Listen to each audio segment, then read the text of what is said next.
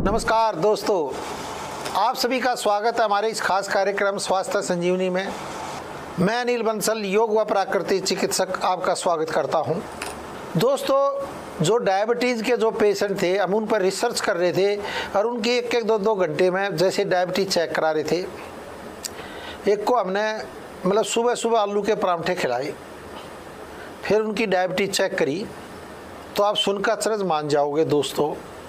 उनकी डायबिटीज़ जो 100-125 पर चलती थी, सीधी 250 पर पहुंच गई। खाना खाने के बाद जैसे 150 रहती थी, आलू का परांठा खाते ही 2 घंटे बाद, 2.5 घंटे बाद शुगर चेक करी तो 250 तक पहुंच गई। और दूसरे पेशेंट पर क्या किया, मक्खन लगाकर टोस्ट दिए थे सुबह नाश्ते में, और उन्हें चाय पी थी। एक ने मीठी पी थी, एक ने फीकी पी थी। माँ भाई तू एक चाय मीठी पी और चाय फीकी। 5 पेशेंटों पर नंबर पर रिसर्च चल रहा था। तो जैसे ही ब्रेड और मक्खन टोस्ट खाए, उसकी भी डायबिटीज़ 250-300 पहुँच गई। सेम जो आलू के परांठे थे और जो 2 ब्रेड और मक्खन लगा के किया। और जो तीसरा आदमी था, उसकी चाय थी फीकी, उसकी 239 के लगभग आई। 10-20 पॉइंट का ही अप डाउन रहा ना। तो डायबिटीज 250 से ऊपर चली गई सीधी एकदम। दवाइयाँ जो खा रहे थे वो खा ही रहे थे, वो यूं की दवाइयों में कोई हेरफेर नहीं किया, कुछ भी हेरफेर नहीं किया। मैं यार ये चेक तक करें। लोग बात कहते हैं कि आलू के परांठे से डायबिटीज बढ़ जाती है, बढ़ती है या नहीं बढ़ती? तो एकदम दोस्तों फौरन बढ़ जाती है। और जिसको हमने मैदा का परांठा खिलाया था, एक को मैदा का परांठा खिलाया, हाँ, मैदा वाला परांठे का तो 280 पहुंच गई थी सीधी। ये तो था आटे का परांठा, तो उसकी तरह ही थी 250 या 52 के लगभग। और जो मैदा का परांठा खा रहा था, उसकी डायबिटीज रहती थी 130 या 40 ही। मगर यार तेरा चेक कर लेते हैं, तेरा कितना रहता है। तो उसकी जो डायबिटीज है 280 पहुँच गई। मैदा के परांठे से इतनी तेजी से शुगर बढ़ती है। सबको मक्खन लगा के उसका मैंने लगवाया था। 2 को ब्रेड के मक्खन लगवा कराया था। और जो ये कहते हैं कि भाई ये आटे की ब्रेड है, आटे की ब्रेड का भी सुन लो दोस्तों। उसकी तो जो मैदा की ब्रेड थी ना, उससे ज़्यादा डायबिटीज़ बढ़ गई। हम सोचते थे कि यार ये तो आटे की मैदा मैदा का नहीं है, ये तो वैसी ब्रेड है। उसकी भी वही, क्योंकि उनकी जो डायबिटीज़ थी 170, 180, 190 तक इतनी चल रही थी।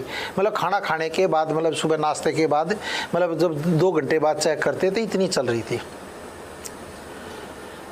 तो दोस्तों उससे ये सिद्ध होता है कि जो आप मैदा खाते हो वो क्या करता है, पेन क्रियाज पर बहुत ज़बरदस्त असर करता है। इंसुलिन वो बहुत ज़्यादा अंदर से आपकी ले लेता है। क्योंकि डायबिटीज़ बढ़ेगी तो फिर डायबिटीज़ को कंट्रोल करने के लिए तो इंसुलिन की ज़रूरत पड़ेगी। जैसे आप गाड़ी को तेज़ भगा दो तो क्या लगेगा, पेट्रोल ही तो ज़्यादा लगना है, और तो कुछ होना नहीं है शरीर में। तो फिर बाद में तो फिर वो डायबिटीज़ अपने आप ही शाम को देखा तो फिर वो नॉर्मल सबकी एक तरह से आ गई थी कर। लेकिन इससे क्या सिद्ध हुआ, ये जो मैदा से बनी हुई चीज़ें हैं या जो ब्रेड आप खाते हो, इससे बहुत ज़बरदस्त इफेक्ट पड़ता है। फिर अगले दिन की बताता हूँ दोस्तों। अगले दिन हमने गेहूं, चने और जौ और जवार, इनमें था गेहूं, चना, जौ और जवार। एक को एक तरह से सामान्य रोटी सी दी, एक को उसका परांठा बना के दिया, गेहूं, चना, जौ, जवार का। और एक के परांठे में हमने प्याज भरा और गोभी भरी, बस इसी में गेहूं, चने, जौ, जवार के में। और आप सुनकर अचरज मानोगे दोस्तों, डायबिटीज़ उल्टा 150-200 की जगह 160-170 पे ही घूमती रही।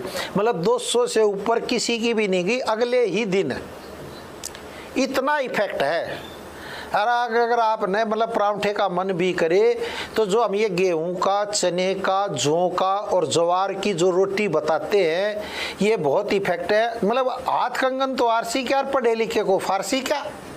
आप अपने घर पे ही चेक कर लो, एक दिन वो खा लो। क्योंकि हमने ये 5-6 पेशेंट थे हमारे पास, वो हमने चेक कर लिया। मैं कहा भाई 1 हफ्ता तुम रुके हुए हमारे पास, लो चेक ही कर लेते हैं, देख लेते हैं, खाओ एक बार दबा के मजा लेंगे। फिर हमने देख लेंगे। तो अब ये इतना इफेक्ट पड़ा यार। 500 को हमने एक को तो मतलब रोटी खिलाई, एक को परांठा खिलाया, एक को गोभी का प्याज का परांठा, वही गेहूं का, चने का, जौ का और ज्वार की रोटी।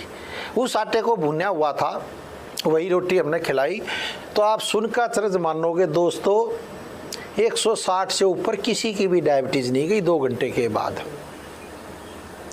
इतना इफेक्ट है गेहूं, चने, जौ और ज्वार के आटे में।